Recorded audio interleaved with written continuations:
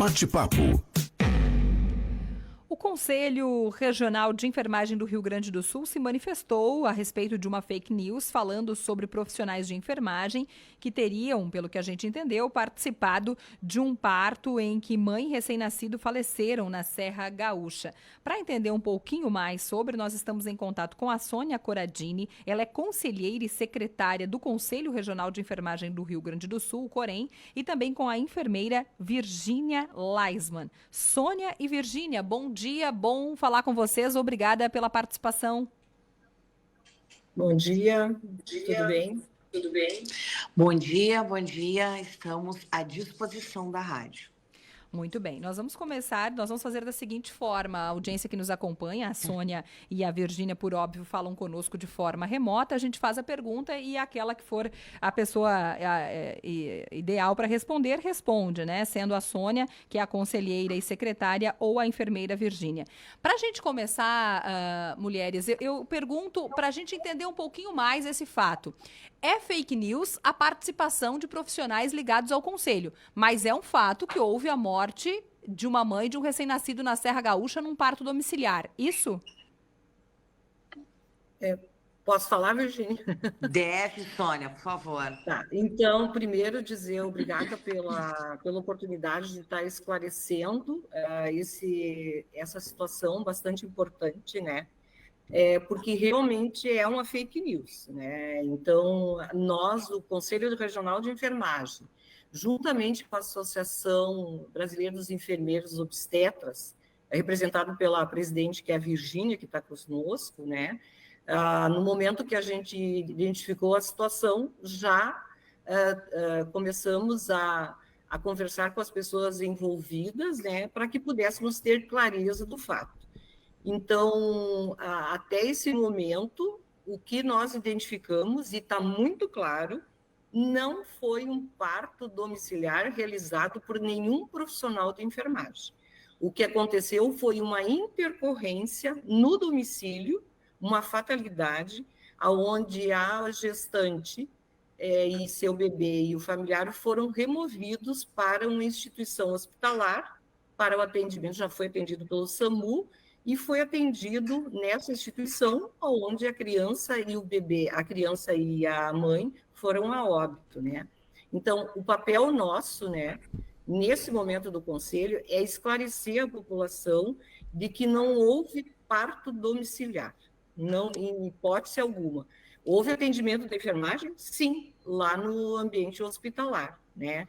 Então, é nesse sentido que a gente vem a público, é importante esclarecer, porque foi veiculado, sim, que os não médicos, né, estavam atuando em parto domiciliar.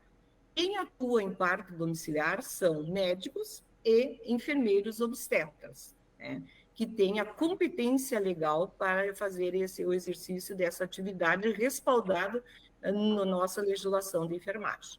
Sônia, é importante a gente falar... É isso, né? Oi. Não, é importante a gente falar em qual cidade que ocorreu esse fato e se a mãe ela começa o trabalho de parto espontâneo em casa. Posso falar, Sônia? Então, bom dia a todos. A gente agradece à rádio também esse momento. Eu, além de ser presidente da Associação Brasileira de Enfermagem Obstétrica, que é uma associação científica, sou professora da Universidade Federal do Rio Grande do Sul há 25 anos. E trabalho nessa área, enfermagem obstétrica. O que chegou para nós, e através de verificações, de conversar com as pessoas, e fiscalização do COREN, né, Sônia? Sim. A gente sabe o que aconteceu no caso. Era um pré-natal que estava sendo acompanhado por profissional não da enfermagem, né?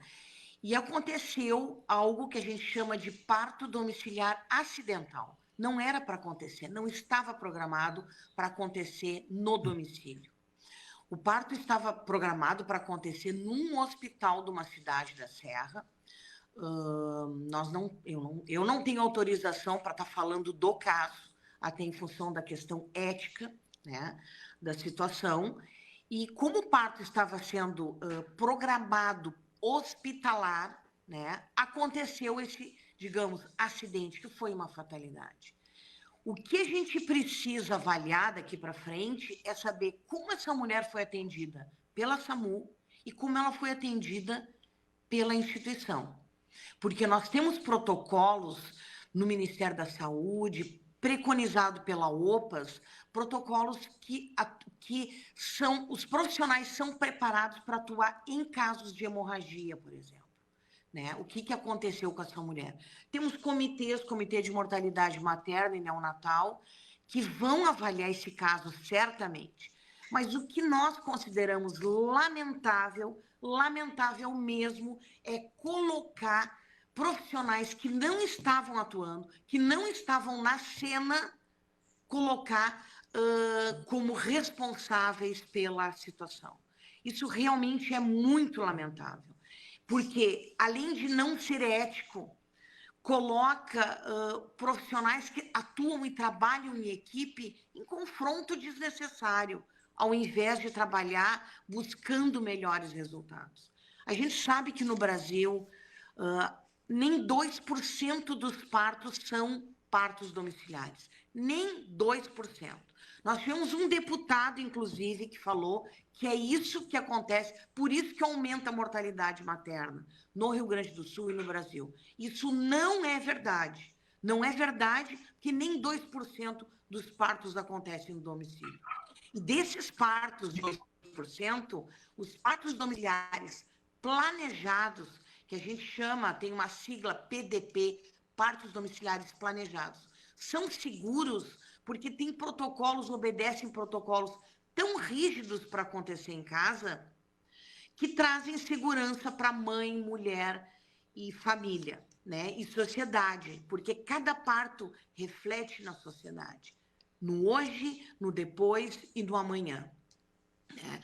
Então, assim, o que nós precisamos trabalhar é evitar que isso se propague. Porque isso já aconteceu na pandemia, nós tivemos situações horrorosas falando de vacinas, e essas mentiras são propagadas e desmerecem profissionais e colocam em risco a situação da população. Porque as mulheres que procuram hoje parto domiciliar planejado no Brasil fogem de situações que acontecem nos hospitais, muitas vezes cenas de violência que não deveriam acontecer. E é isso que a gente tem que buscar saber por que acontecem tais relatos. Né? Então é isso, lamentável que a gente tenha ouvido uma situação como essa. Fake news, mentiras e mentiras desproporcionais, inclusive por autoridades. É lamentável, é uma pena que isso aconteça no Rio Grande do Sul, ainda. Não haviam profissionais ligados ao conselho neste parto domiciliar em questão, este que pauta esta fake news dessa situação de morte materna e do recém-nascido na Serra do Rio Grande do Sul no início do mês. Mas é importante reforçar para a nossa audiência que, embora então represente esse dado também é novo para a gente, menos de 2%, o parto domiciliar, desde que assistido por profissionais capacitados, ele é uma prática permitida no país. É isso? É isso. E isso eu posso falar com propriedade, porque eu participei da construção das diretrizes nacionais do parto normal, que foram lançadas em 2017. É a primeira vez no Brasil que nós tivemos guidelines, ou seja, referências, evidências científicas que norteiam o trabalho dos profissionais que atuam no parto. E lá nas guidelines brasileiras, nas diretrizes nacionais do parto normal, é reforçado por evidências científicas que o parto domiciliar no Brasil, ele não deve ser desconsiderado e as mulheres que buscam essa alternativa não devem ser desmotivadas, porque as referências internacionais demonstram segurança e os profissionais que atendem possuem capacidade técnica e legal para esse exercício. Então, assim, o Brasil não oferece pelo SUS o parto domiciliar planejado, mas as mulheres que buscam por recursos próprios não devem ser desmotivadas pela segurança que internacionalmente foi comprovada que existem. E nós já temos, inclusive, revisões sistemáticas brasileiras que demonstram tais situações também. E nós temos os dados das equipes que atuam nos partos domiciliares também. Então, legalmente, os profissionais podem exercer e podem atuar no domicílio.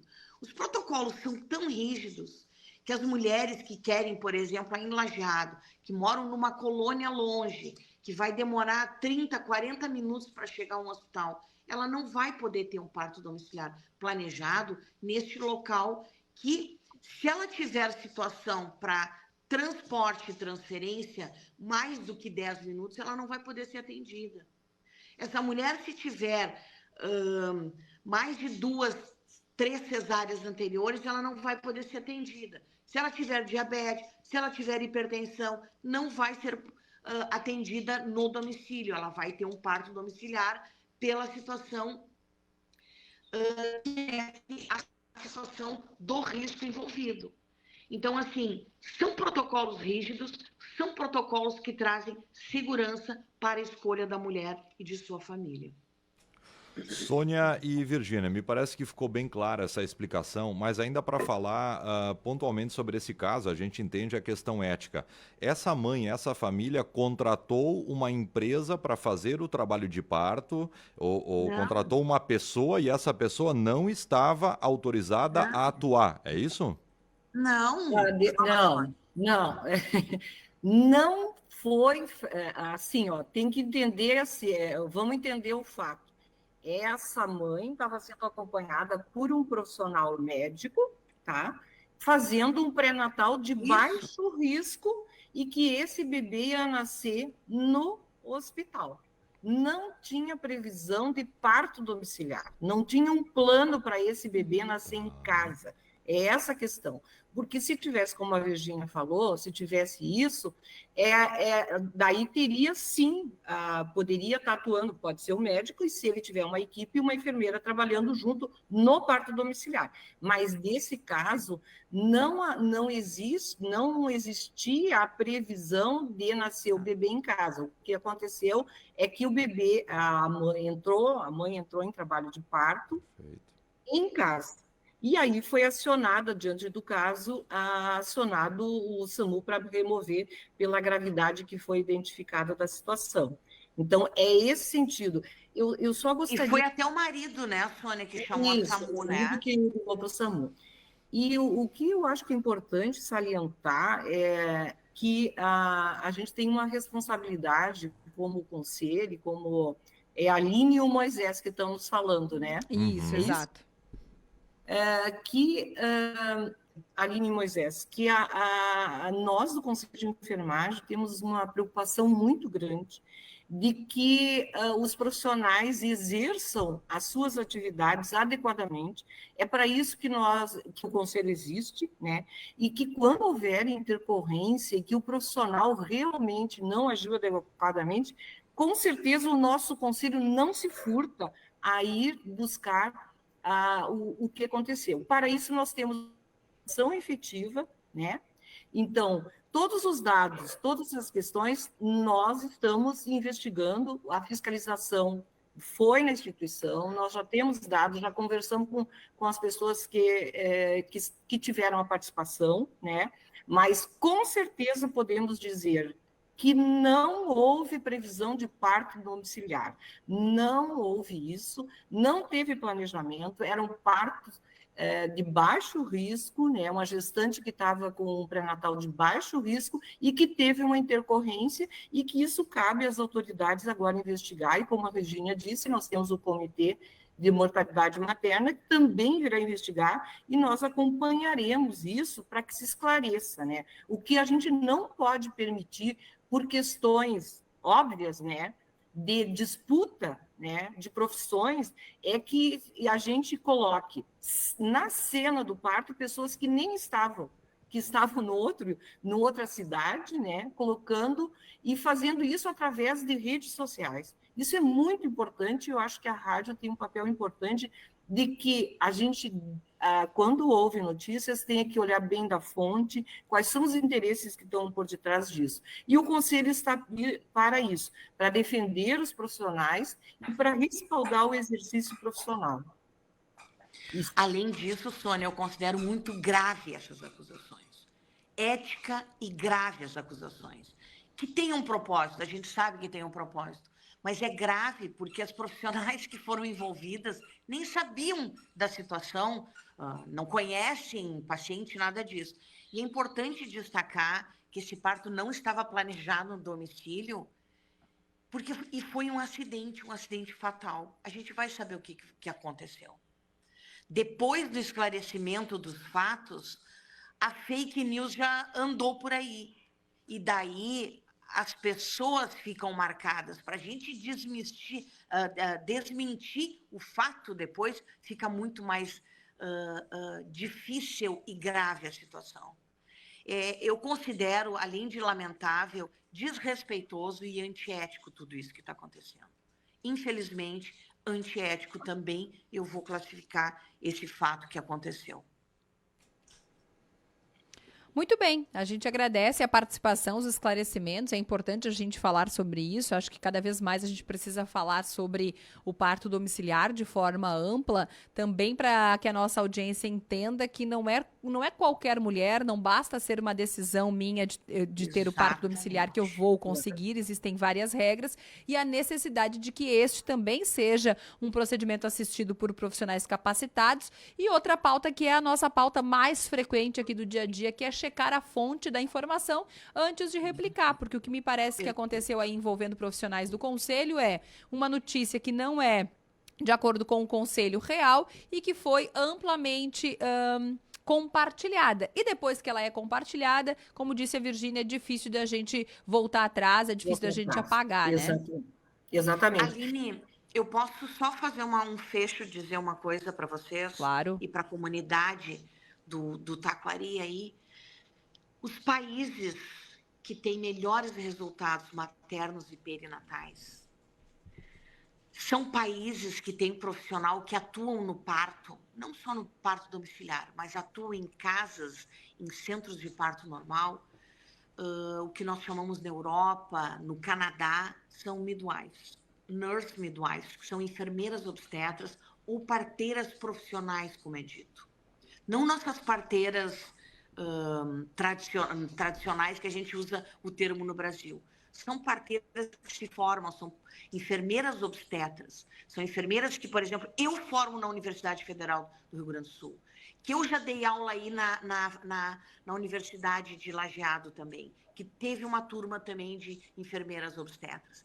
Essas profissionais têm conteúdo e têm conhecimento para atuar no parto.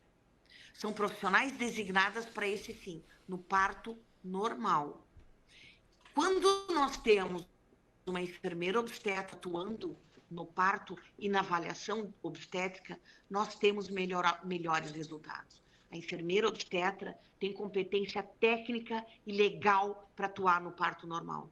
A gente ainda espera que o Brasil avance e evolua, exigindo que tenha em cada maternidade, em cada centro de parto, uma enfermeira obstetra e que as mulheres saibam disso e que elas tenham uma enfermeira obstetra para chamar de sua, porque aí elas vão ter um parto sadio, um parto normal de qualidade e que vai produzir felicidade nas mulheres.